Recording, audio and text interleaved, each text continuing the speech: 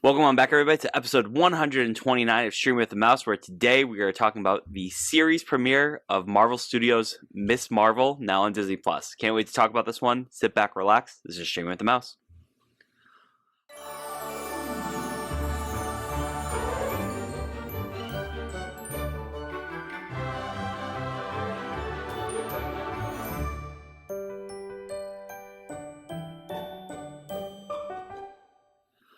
Welcome on back, everybody, to Streaming with the Mouse, where today we are talking about the wonderful, I'm so excited to talk about this, the wonderful series premiere of Miss Marvel Episode 1 called Generation Y, that's W-H-Y.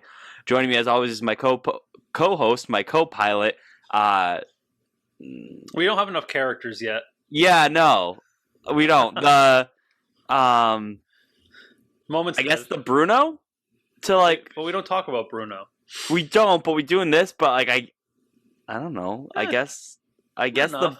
the Bruno to my Cameron Rainbows. I don't even know what to my Amir. I don't think they're bros, but whatever, it's fine. It's Cliff. Cliff, say hello to the nice people. Hello, everyone. I also have my Miss Marvel shirt on today as well. I am going to be buying a Miss Marvel shirt that I'm sure I will talk about in this episode because I am literally obsessed with it. Mine is the one she wears in, I believe, the reprint of the first edition or the second running of her comic. I forget which one it is.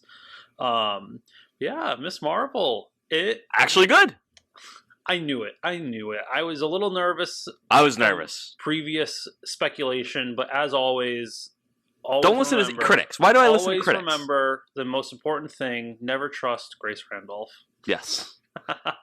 All right, Cliff. Let's get to some news. I think you have one thing you want to share, and then one thing, and I believe because Cam is coming straight from his car onto this, and this was only released recently, and he wouldn't have heard it. Colin and I just quickly talked about it because it was broken while we were on the podcast. Real quick, shout out to Colin for filling in for me for Obi-Wan. Yes. It's orientation season in advising folks, so June is a little crazy, so shout out to Colin for filling in. But what's that news? What did I miss? Officially announced by Marvel, a Thunderbolts movie is officially in the works at Marvel Studios. Oh, shit! Set to be directed by Jake Schreier. I don't know how to say it. I looked up his IMDb profile.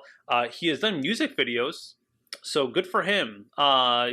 This was first reported by Deadline. I'm looking at it on Culture Crave, and this is expected to be There are multiple leads. People expect it to be Florence Pugh as Yelena Belova. The other names that are being dropped for this are Baron Zemo, Ghost, Taskmaster, The Abomination, U.S. Agent, and Winter Soldier. There's a lot of people. Awesome. My money is definitely on the leader being, or at least the headliner of the movie being Florence Pugh. We shall see, though. Very excited. We've been expecting this. I'm surprised it's a movie. I am too, especially with how many of those... I guess no, they're all movie characters. I guess, but I mean, Yelena is now in the shows. U.S. Agent's a show. Bucky. So you have a lot of people that are in shows for the most part. So I am actually surprised. But this has been rumored for years now that they're going to be a Thunderbolts team. As soon as they announced U.S. Agent. Yeah, I mean, the big one is you're not going to have Thunderbolt Ross. I was just going to say that. R.I.P. He actually passed away. But R.I.P. Actually, that would be an excellent way to go down it, where he dies, and that's how they honor him. And they can also honor the actor that way as well. Crossbones is dead, right? Crossbones is D-E-A-D, dead. A lot of people, so I'm just scrolling on Twitter, a lot of people have potential lineup, have Ghost in here from Ant-Man and the Wasp. That's what I that would actually be sick. I would like that. I really liked her character a lot. I know that wasn't everybody's favorite movie, but I actually did enjoy Ghost as a villain in that movie, because I don't really know. I know it's a male in the comics, I believe. I don't know much about the Ghost character, but I thought character in the comics. What was that? I don't think he's that big of a character in the comics. I don't. Good enough. He could be, and I just don't know. But Ghost was cool in the movie. She was awesome. I liked her a lot. She had a cool backstory. Wow. Okay. What a breaking news! I can't believe it's a movie. No, that's really shocking. Cool. But that's the only thing. That's really the only piece of news we got. Wow. Okay. Well. Yeah, I don't know if this logo is real, but it's definitely not real. But this logo looks I believe was announced. Huh. But okay, cool. Thunderbolts. Let's go. Time to talk about Bruno. Oh, wait. All right. So today we are talking about episode 1 of Miss Marvel. I'm pleasantly surprised of how much I didn't even like this first episode. I actually really loved it. Like, I'm gonna be completely honest. I was all in on this episode about halfway through. I'm really excited because it seems like it's like a good show that my wife Lisa could watch too. Because like she likes some of the superhero stuff, but she would hate Doctor Strange because that's too much gore, too much violence, kind of thing. For her, shout out to Lisa. But like this is like she liked Captain Marvel, so like I think this will be a great show to show to her. I really want her to watch it, and then we can go see Miss Marvels together when that comes out. So I liked it a lot. Cliff, any thoughts before you get to your top 5? I am very pleasantly surprised. Not with the show itself, because I was expecting the show to be good, because just even when they announced Aman Vellani as Kamala Khan, you could just tell she was the right choice for the actor. I'm very impressed with the direction they took the show, with the editing and just kind of not the story, but like just how they edited it and filmed it. I am very impressed and very content with. I said it on Friday with Colin, because we both gave gut reactions to it. Colin also really liked it. I'm shocked he's not waiting until the end, honestly. I am too. I feel like he does that a lot with Marvel.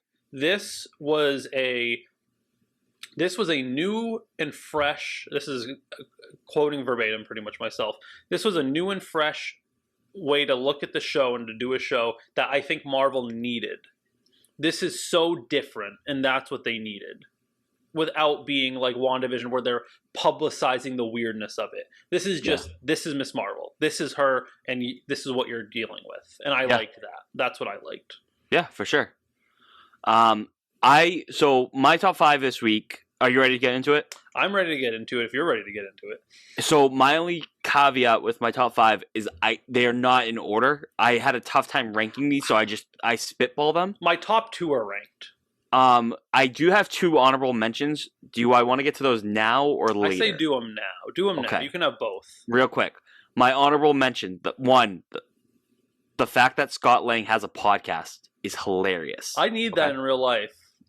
So here's my thing. Hey, Paul Rudd. HBO is owned by Warner Media, I believe. Warner Brothers, right? Yes. HBO Max, actually, I don't know why, but they have DC podcasts. Like, there's a Batman podcast on HBO Max. I think, hear me out, how cool would it be? We have TV, we have movies. What if you just did it as like a limited podcast series of Scott Lang or Paul Rudd playing Scott Lang doing like a 10-episode mini podcast that is MCU adjacent. MCU is getting into the cartoon game with the Spider-Man TV show that's coming out, because that's going to be MCU canon too. They obviously have What If Season 1, Season 2 is coming out soon. I think that would be such an interesting way to branch out.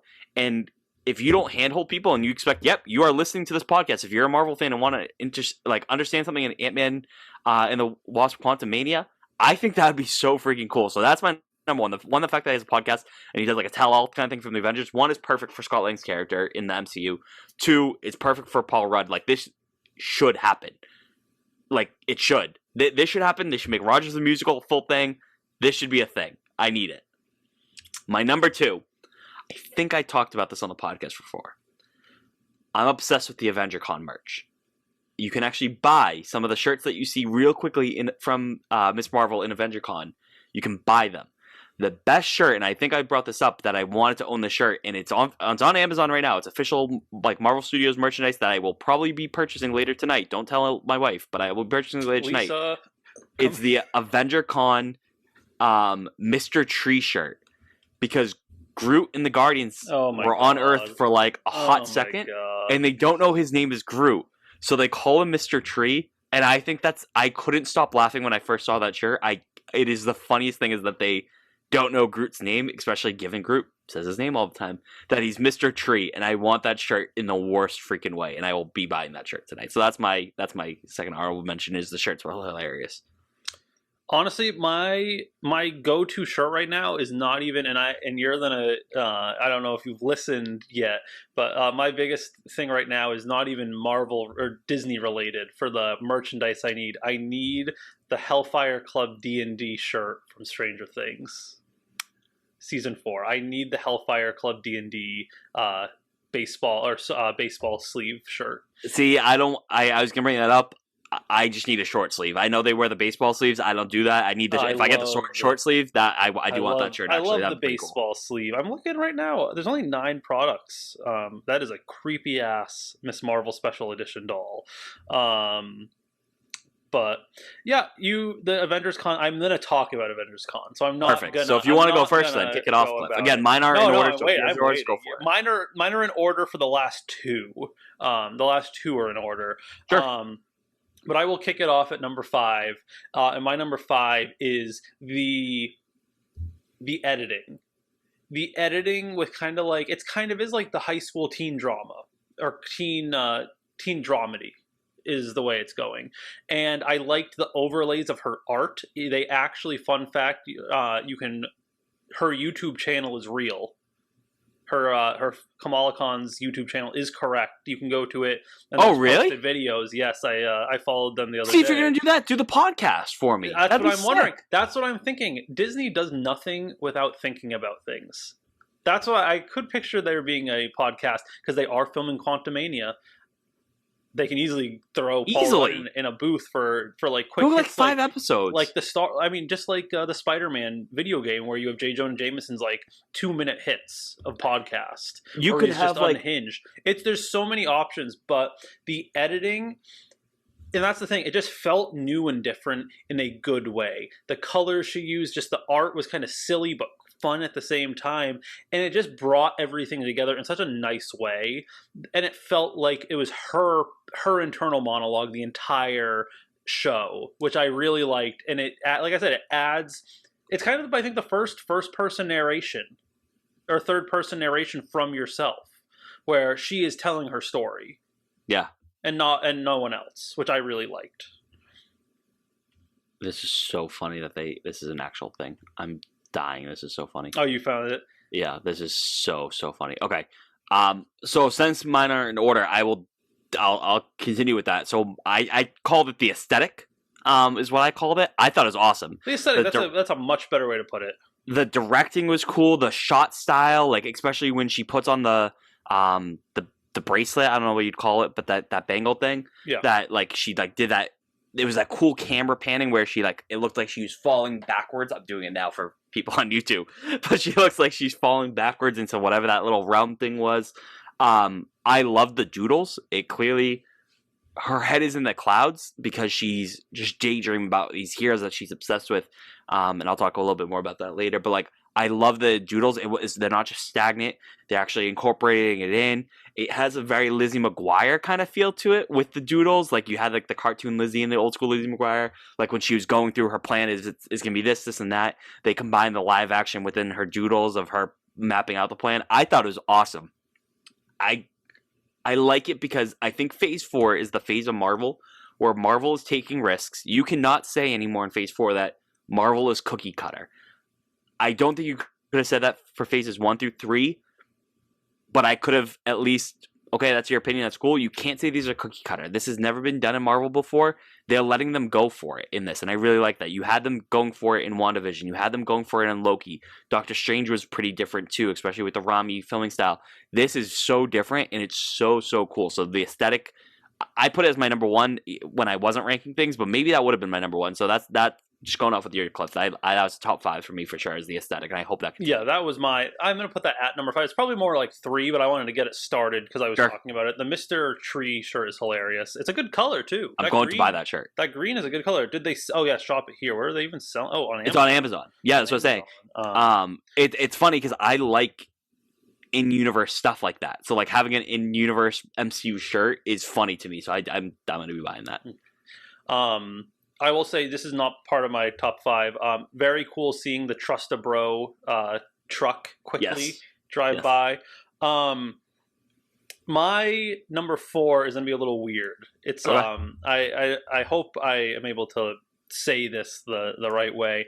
And it was, what's the way to say it? Getting used to the cultural difference.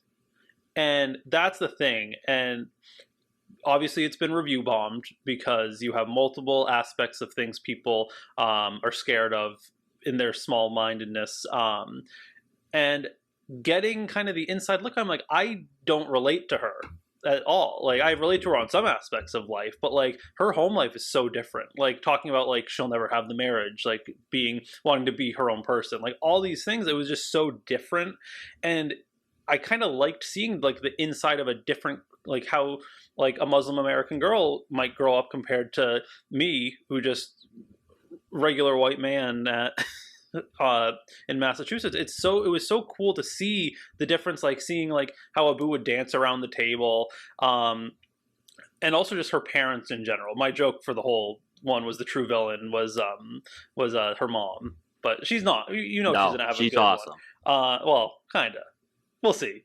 But Abu was just great, and seeing just kind of how this family works compared to others, and like, oh, you have the older brother, that's the perfect son, and then there's you, that's always daydreaming, that's always doing this. I relate to her on that aspect, just completely zoning out, not paying attention at all in my own fantasy world. Yeah, absolutely. But I'm going to tie that in with her parents, because if you have ever read a Miss Marvel comic, or if you have played the Avengers video game, Abu is a big character. If people are curious, Abu is literally just translates to father, or to dad. Yeah, their names, I apologize if I'm mispronouncing, but the characters' names are Yusuf, I believe is the dad. Yusuf Khan, yes, but she obviously always calls him Abu. Yeah, and then Muniba is how I always pronounce it in the comics. Yes. When I read the comics, I should say. But Abu literally just means father. Like, I felt so good and then so bad with the Hulk scene, because you can tell Abu cares so much about Kamala, and the mom obviously cares a lot too, but they both have different ways of showing it, where it's the mom wants her to embrace a different side of the culture, and that father does want her to do what she wants and was ready to take her to Avenger Con. And someone made a really good point that said, you know, that as soon as just him and her went to Avenger Con, he would have let her switch into her Captain Marvel costume. And it was just so sad to like think about it. And yeah, she came off kind of rude, telling her like, I don't want to go with my father. That's the normal high school stuff. And yeah, it's just, but it was it went from a great scene, like a cringy parent scene, to this like, oh, this is depressing, this is sad. But yeah, I really I want to see the culture part of it, because that's such a crucial key part of Kamala Khan, especially with her internal fight to figure out who she is. Yeah, and I really am glad we get to see that. I know we're going to get church scenes. I know we're going to get scenes of her at like prayer and everything, and I want to see this, because I am not exposed to this, and I want to see it from her point of view. Yeah. Again, mine are in order, so I guess I'll go off that. Mine is, I love the representation of living with immigrant parents. So my parents are immigrants. They're from Portugal, obviously. So while there's not everything I relate to Kamala about, especially her being female versus male, my parents, I don't think were like this, but there are Portuguese parents who are very much kind of like that, where there's the aunties, the gossip and stuff like that. That's huge. My mom and my aunts, God bless their souls, they're the biggest gossipers ever. Oh, Creed, do you know who died today? That they don't sound like that, but like that's how. They kind of do. One of my aunts sounds like the guy, but like the gossiping, like that, like just living with like the strictness kind of thing. Like I wasn't allowed to do anything when I was in high school, kind of thing. They were not as bad as Kamala's parents, obviously, and I got to do stuff. But my God, if I didn't text my mom within 5 seconds of her texting me, I was probably either dead in a ditch or I was high on drugs, which I was neither any single time during my high school and college times. But so like I was just sitting there the whole time, like, oh my God, it's different again because Kamala is a female. She even makes that point, like if this was a mirror, you would be, oh yes, you can do whatever you want, kind of thing. But it's cool to see a first generation American teenager going through stuff I did 10 years ago, kind of 10 to 15, which is insane for me to say, 10, 15 years ago. Like I thought that was so cool. It ties with one of my other points too, but it was awesome. I love her parents. I know her mom's very strict. I think there's a reason for that in this, and I'll go off what, do you mind if I go to my next one? Go right ahead. So my next one, my number 3 would be the mystery of the bracelet. There's something out with Kamala's grandma. She's the one that sends her that bracelet. I was nervous of the show. because it seemed like it was going to deviate from the comics. In the comics, Kamala gets exposed to the Terrigen Mist, and she's an Inhuman. She gets this bracelet, and I don't know if the bracelet gives her powers. I don't think it does. I'm hoping based off like that weird thing where she laid back, and all those people with the white eyes. I think this is somehow awakening her powers. Whether or not she's an Inhuman or not, I don't know. But I don't think the bracelet's what's giving her powers. I think that awoken her powers potentially. Maybe they make it amplified or stronger. But clearly, going back to the mom, there's something up with her mom, the mom's mom, so Kamala's grandma, that I'm interested to see it plays out, because she always compares Kamala with the grandma. And it's like, oh no, like she knows what that bracelet is. She's like, nope, it's junk. It's not junk. It's something. She knows about it. But I love that. So I know she's strict, but it's exactly how my mom was. Did my mom seem overbearing and strict? Probably, but I don't care. It came from a place of love. And I know that kind of thing. Like, I don't have any ill to my mom, and I know Kamala, when she grows up, even though I know she's a fictional character, wouldn't have that either. Her dad is goofy. He's trying to play along. He's the one that, like, is the counterbalance to Kamala's mom. That's the same way my dad was. He's always loving, carefree, willing to do anything for his kids. I do not think my dad would have dressed up as the Hulk and painted his face green. That would have been him drawing the line. But he would have been down day one to bring me to Avenger Con. That's the line? That's the line. Anything else he wants me wearing Mickey ears, he's all good on that. But it was cool. So again, the representation of living with immigrant parents is awesome, because that was cool for me being a first generation American. And then I'm so intrigued by the mystery of this bracelet thing. Like I think, again, like I said, I was so nervous of how the heck was she going to get these powers. And I was nervous about that. Now I'm not even nervous. I'm just like, okay, you know what? The powers isn't the embiggen powers, but they're kind of cool. The cosmic-y kind of thing is different. I know it's very Green Lantern-like, but like I don't care, because the show's going to be better than the Ryan Reynolds Green Lantern for that. The other thing I have, so I put this point, is the mystery. This Zoe girl, like Kamala's shocked that she was even there, and she's like, she hates the Avengers. She might be closeted Avengers fan, whereas Kamala is out and open with that. So I'm interested to see more about this Zoe girl. That's my point. So the immigrant parents, and then the mystery of this. It's all the points. All the points. Sorry, that's 2 of my 5. So I'm down to 2 left. You bring up a lot of good points. I mean, I talked about the parents. Lost my train of thought. You just were going. I have a lot to talk about with this. I love this show. I actually legitimately love this show. You were on your roll. I applaud you for that. And I do want to talk, because Avengers Con will be talked about. I have already said that. Where are we? We're at 3. I've done my 3, so you're on your 3rd. You're on my 3rd. I just had. Oh, okay, I remember. It is the fixing of Bruno. Bruno kind of sucks in the comics. I like Bruno in the comics. Bruno I do. Is kind of an ass in the comics. They make him so likable and so nice and just such a good friend. I really hope. This is a very short point. So I'm going to get, 3 and 2 at the same time? Yeah. Bruno is just a nice character. And I like that. I really hope they actually keep them friends. I don't even think Kamala needs a love interest in her show, because she's dealing with so many other things. But I do want to cycle back. So that's my number 3. I just like him. He's like the fun friend. He's going to be a great dorky sidekick, especially with the tech, because he knows how to make all the tech stuff. But I want to circle back. Let's get that corporate America talk going, to your talk on her powers. I think it is the bracelet. I think the bracelet is the power. Okay. But I think it is also somewhat awakening something inside her, because she's going to have the bracelet until we finally get Inhumans back in the MCU.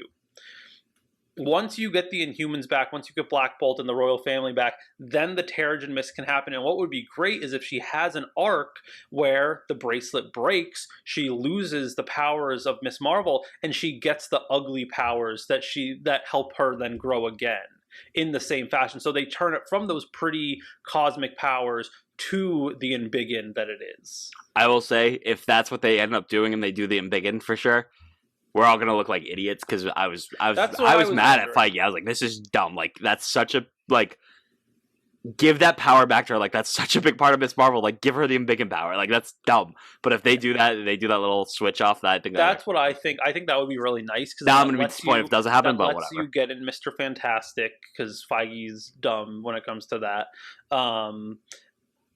Or when... or letting you introduce the Inhumans before and letting the Terrigens go off. Blah, blah, blah. That's what I've been thinking for a while. But my number 2 is Avengers Con. How hilariously meta of them. They literally had Hasbro toys. Yeah, that was that was another honorable mention I forgot to write. They had Hasbro Marvel toys. That was so funny. And there's so many things going along. And what we've pretty much figured out is Zoe used to be Kamala's friend and then became popular when they went to high school. And then she shows up to Avengers Con for the Miss Marvel or the Captain Marvel dressing contest. She was a great little Easter egg also, because she was dressed up as the original costume of Captain Marvel back when she was Miss Marvel. That's the Miss Marvel costume for Carol Danvers. But just how hilarious. I love how meta it was. I loved how her powers emerged, and I liked how they wore the hand, just like a pretty version of it. Just so funny and so cool, and I really like when you make fun of yourself. I really appreciate that, and I think that was the perfect way to do it. But the thing is, in the MCU, that would happen. They would be they would absolutely be that ridiculous. Yeah.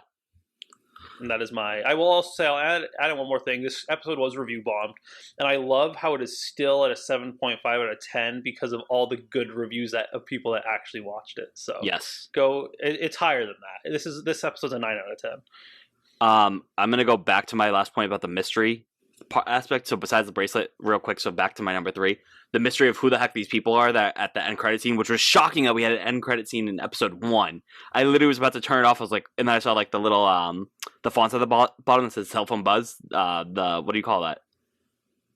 The closed caption. It says cell phone buzz. As I was turning off, I was like, wait, hold on. There's an end credit scene at the end of this. The mystery of who the heck those people are and why they're observing people with powers. Like, if that's something to do with Terrigen Mist and Inhumanness, that's gonna be cool. So now to my number 2. It kind of goes with the representation of the immigrant parents, the representation in general. I do think, like you say, Cliff, I'm pretty sure there's gonna be a scene at prayer and stuff like that. Yep. That's really cool. I'm not gonna say this because you go with my number 1, but having like Muslim representation, and I think Kamala even says like, I can never be a hero. Like, I'm a brown girl kind of thing. Like, we're not heroes kind of thing.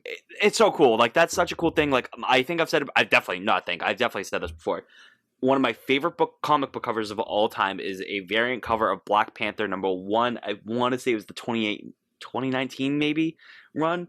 And it's a little black boy and a little black girl pointing up at a movie poster. It's illustrated of Black Panther, and I don't know if it's Okoye or not, but it might be Okoye. And they're both pointing up, and it just says, "That's me." And I love that because representation was so important for people in Black Panther. There's that awesome video. I don't know if it's Fallon or the other one I don't like, but they did this thing where people were giving messages to Chadwick Boseman, like, thank you so much. Like, you have no idea what it meant to me to see a black superhero just kicking ass and being an awesome character. It's one of my favorite Marvel movies of all time. And then Chadwick Boseman comes out and surprises them. And you can see in their reactions, they didn't even know they were talking to Chadwick Boseman. They thought it was going to be a recorded video that might not do anything with it. How powerful that was. It was such a moving video for me to watch. And I'm sure the same thing is going to be the same thing for Muslim boys and girls and people in general, getting to see Kamala as, in the show, a Muslim American, but in real life, Muslim Canadian, I believe she is. Representing them Canadian. And being a badass superhero, because Miss Marvel's an awesome character. She's arguably the best superhero character created in the last 25-30 years, in my opinion, at least. Representation matters, and I'm. It should be one of my top 5 every week. It's not going to be because I don't want to sound redundant, but just know in the back of my head, it's a top 5 thing for me every week is how awesome this representation is, because I know how awesome it was for Black Panther. I know how awesome it is for this show. So yeah. Yes, and my number 1, I'm going to steal it because I know it's yours. So I mean, it better be, or else you have failed. You have failed this mission, if that is it.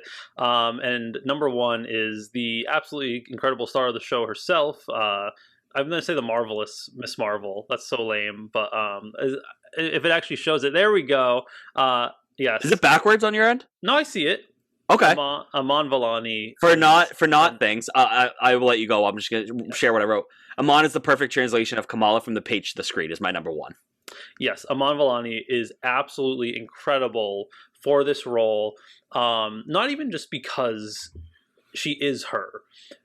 She is like the first real nerd in Marvel. She supposedly was fighting Kevin Feige about things about Doctor Strange. She met Tom Holland. Tom Holland, being Tom Holland, showed her the spoiler for the big three coming together. He's a menace. He is a menace. That man does not give a crap about people loving to watch the show. Tom Holland is also the definition of Spider-Man because he is a menace. Yes. And he's living in Boston right now. So pretty cool. That's because of Zendaya. Yes, time out. Let's hear it. Tom Holland's in, at least he has been, because Zendaya is filming in Boston. So you're telling me people have been running into Tom Holland. I could run into Tom Holland in Boston. And Zendaya together, yes. And I haven't yet. And you haven't, no. They are usually hanging around the Back Bay area. This is baloney. I almost swore. Holy crap. Continue yes. with our Amon. I will also add, just in fun fact, because it's Marvel but not Marvel, Madam Web will be filming in Boston this summer. Pretty cool. I just remember when they showed the picture of her, I just looked at her and be like, this is the casting. This is her. This is Kamala Khan. This is Miss Marvel. And then the fact that they would show her in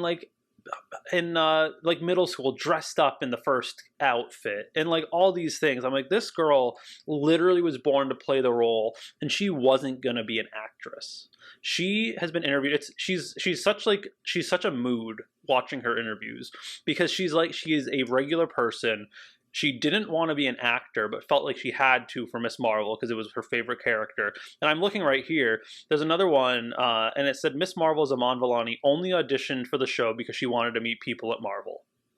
She is. This is Kamala. This is Kamala Khan. Kamala Khan would absolutely do that. And it's just funny because she's probably not even acting. She's herself. And that is what makes this show so good because she is genuinely her. There's a video, I think I watched it. It's her watching the release of this Miss Marvel trailer for the first time. And it's the cutest thing ever because it's not just her watching it. She's literally wearing a nano gauntlet and just like hugging it. So excited, like, holy crap, I'm in the MCU. Like, it's exactly how Cliff would react. It's exactly how I would react.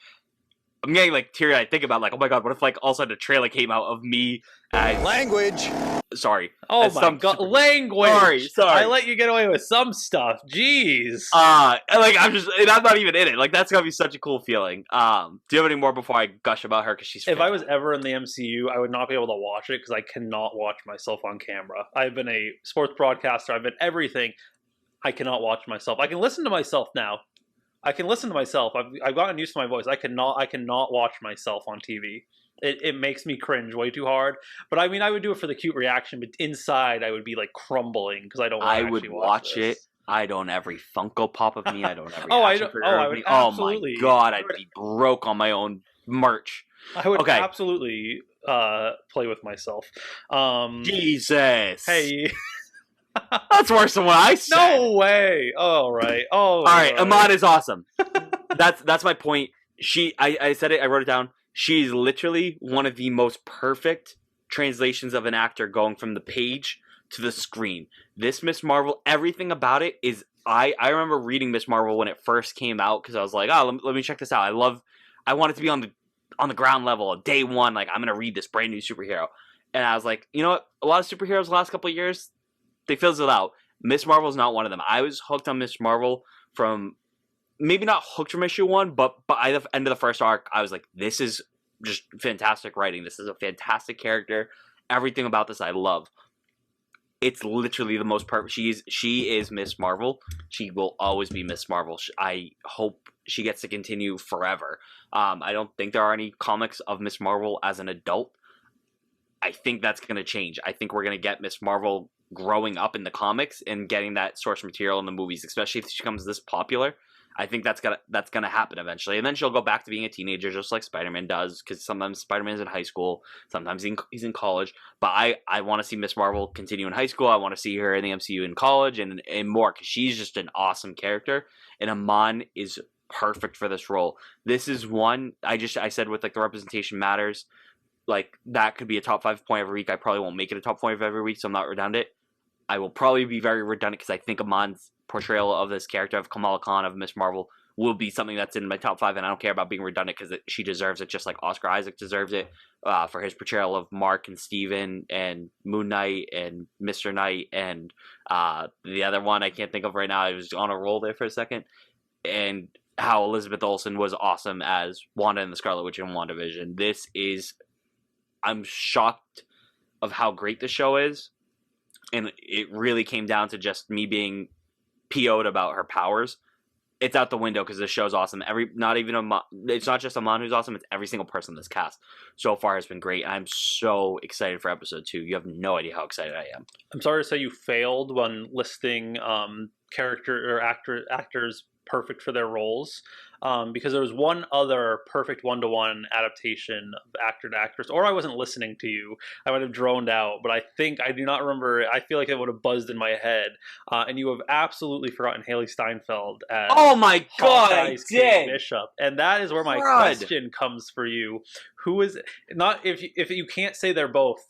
Because I'm going to preface this by saying both of them are perfect, like 100% one-to-one.